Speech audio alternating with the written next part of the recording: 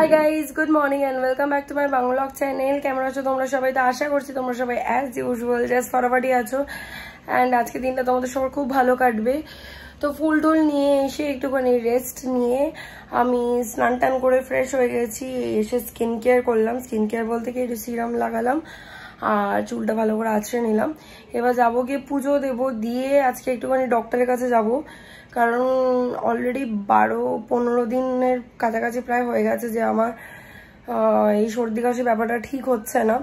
আমি last time আমার যখন হয়েছিল বিগত 4-5 মাস আগে, তখন আমি ডক্টর দেখিয়েছিলাম। তখনের যে প্রেসক্রিপশন আমাকে যা দেখে ওষুধ দিয়েছিল সেগুলোই আমি ফলো করছিলাম, কিন্তু তাতে আমার কোনো কাজ হচ্ছে না। অ্যান্ড কাশিটা মানে বেড়েই যাচ্ছে, মানে কমার বদলে ওটা যেন আরো বাড়ছে দিন দিন, আর সহ্যের বাইরে চলে যাচ্ছে আমার।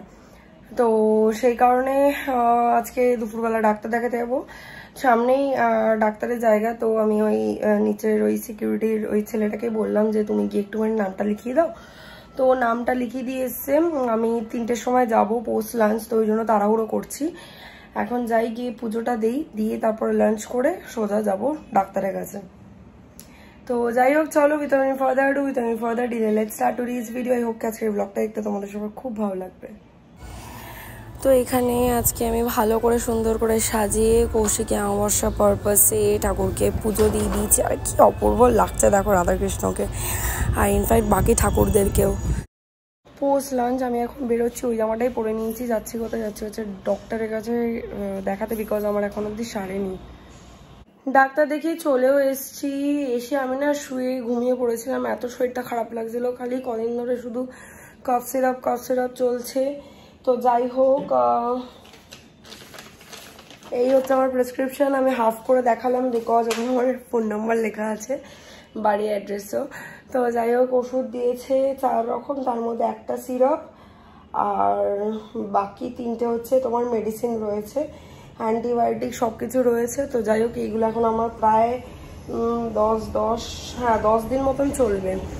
তো যাই হোক, বাড়িতে এসে মেডিসিনগুলো নিয়ে এসেছিলাম, ফেরার পথে এসে মেডিসিন খেলাম, খেয়ে একটু শুয়ে পড়েছিলাম। তো যাই হোক, তারপর সন্ধে হলো, অন্ধকার হওয়াতে উঠে গেছি। উঠে সবার আগে ঠাকুরকে সন্ধে দিলাম, দিয়ে এখন রেডি হয়ে গেছি। যেমনটা বলেছিলাম সামনের ওই প্যান্ডেলে পুজো দিতে যাবো, তো শাইনেরই অপেক্ষা করছিলাম। শাইন এসে গেছে, ও ফ্রেশ হচ্ছে, ফ্রেশ হয়ে ড্রেস ফ্রেস পরুক, তারপরে আমরা দুজন যাবো, গিয়ে পুজোটা দিয়ে আসবো। তো চলো, এখন আমি রেডি হয়নি, ভাবলাম দূর থেকেও তোমাদেরকে একবার দেখিয়ে দিই। জাস্ট দেখো কি সুন্দর অপূর্ব লাগে এখন আমার সিংহাসনটা, আমারই না নজর লেগেছে। মেইন জিনিসটাই তো তোমাদেরকে বললাম না কি হয়েছে, আমার টনসিলে ইনফেকশন হয়েছে। হ্যাঁ করে যখন টনসিলটা টর্চ মেরে দেখছে না, বলছে লোকে টনসিল খুব সফট একটা নর্মাল শেপে থাকে, তোমার টনসিলটা খুবই বাজে শেপে রয়েছে অ্যান্ড টনসিলের অবস্থা খুবই ক্রিটিক্যাল। তুমি যত পারবে কথা কম বলো অ্যান্ড ওষুধগুলোকে ফলো করো। অ্যান্ড ঠান্ডা তো মানে দূর অবধি খেয়ে না। আমাকে জিজ্ঞেস করো তুমি কি ঠান্ডা খাচ্ছ? একদম দূর অবধি খাচ্ছি না, মানে ফলটা হলো ফ্রিজে থাকলে খাওয়ার জন্য আমি বোধহয় 2-3 ঘন্টা আগে বার করে রাখছি। তো এই হচ্ছে ঘটনা। তো যাই হোক, চলো এখন বেরিয়ে গিয়ে পুজোটা দিই। এসছি অ্যান্ড এখানে লাইট ফাইট দেওয়া না, আমার পুরো মনে হচ্ছে না দুর্গাপুজোর ওই দ্বিতীয়া তৃতীয়া। পুরো মনে হচ্ছে না দুর্গাপুজোর দ্বিতীয়া তৃতীয়া, একটু কম হালকা রাশ কম। পাশাপাশি 3-4টে প্যান্ডেল হয় তো। হ্যাঁ, মানে এখানে অনেক কটা মানে কালী পুজো হয়। তো চলো তোমাদেরকে দেখাই প্যান্ডেলটা।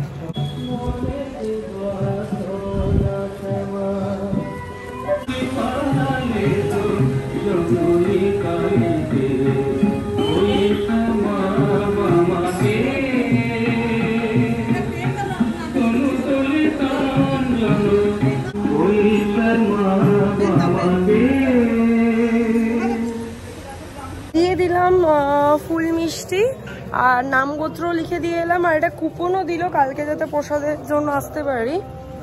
এটা খুব ভালো সিস্টেম, নো হ্যারাসমেন্ট, কি তাই না? একদম সবকিছু হ্যাসেল ফ্রি। যাই হোক, দিয়ে তো গেলাম, কিন্তু পুজোয় বসবে 10টা। যদি দেখি, যদি বাড়ির শরীর ভালো থাকে তাহলে একবার রাতের দিকে একবার এসে একবার টুক করে দেখে যাবো পুজোটা, তাই না? যদি শরীর সব ঠিক থাকে তো ঠিক আছে। চলো, সামনে যাওয়ার পথে আরেকটাই না, এটা অনেকটা গভীরে মনে হয়। হ্যাঁ, ছেড়ে দে এটা। আবার যদি আবার আটকে দেয় তখন তো মুশকিলে পড়বি। ঢুকে তো গেল, কি সুন্দর দেখো। হ্যাঁ কি সুন্দর মূর্তিটা, কি সুন্দর লাগে।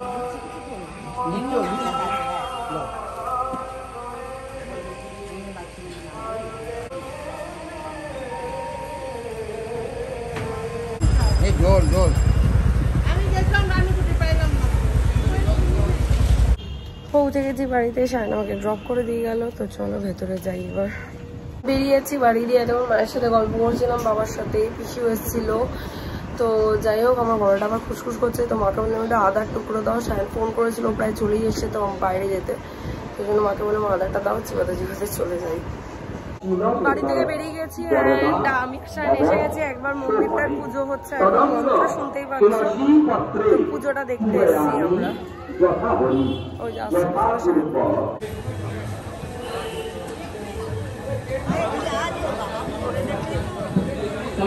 থাকুন, শুয়ে থাকলেই হবে, আসুন থাকবেন না।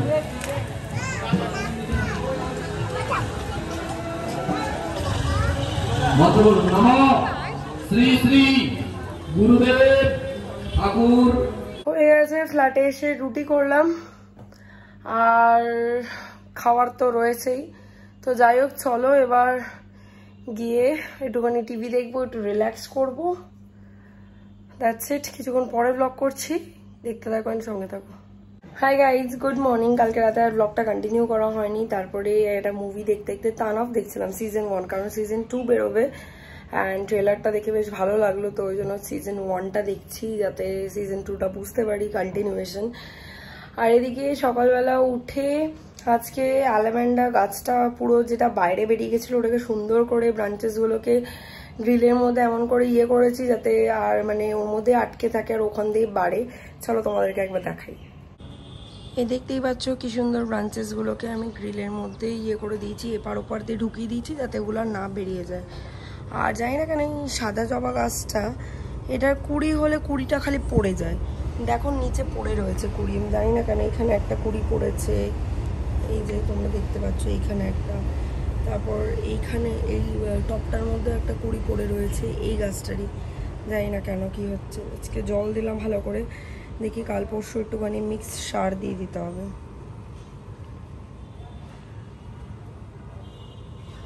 আজকে ব্লগটা এখানেই এন্ড করছি। আই হোপ দেখতে তোমাদের ভালো লেগেছে। এখন আমি যাবো ফ্রেশ ট্রেশ হয়ে জিমে, বিকজ রান্না দিদি স্বপ্ন দুজনেরই কাজ হয়ে গেছে। সো আজকের ব্লগটা ভালো লেগে থাকলে একটা লাইক করে দিও, কমেন্ট করে দিও, শেয়ার করে দিও, চ্যানেলটাকে সাবস্ক্রাইব করে দিও, পাশে থাকা বেল আইকনটিতে ক্লিক করে দিও।